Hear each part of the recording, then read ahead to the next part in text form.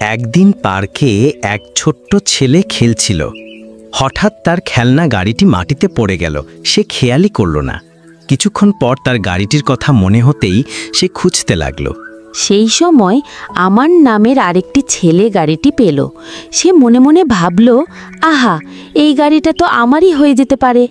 ঠিক তখনই আমানের বোন এগিয়ে এলো। তখন আমান বোনকে দেখিয়ে বলল, দেখ কত সুন্দর গাড়ি পার্ক থেকে পেয়েছি। কিন্তু বোন তাকে বলল, আমান, এটা তোমার গাড়ি নয়। যদি তুমি অন্যের জিনিস রেখে দাও সেটা চুরি হয়ে যাবে। মুসলমান কখনো চুরি করে না। আমান লজ্জা পেয়ে গাড়িটি নিয়ে সেই ছেলেটির কাছে গেল।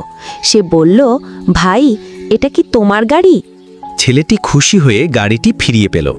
ছেলেটি খুশি হয়ে বলল, ধন্যবাদ ভাই, তুমি চাইলে এটা রেখে দিতে পারতে, কিন্তু তুমি সত্য কথা বলেছ। তখন আমান বলল, সব সময় সত্য কথা বলতে হয়। আল্লাহ সত্যবাদীদের ভালোবাসেন।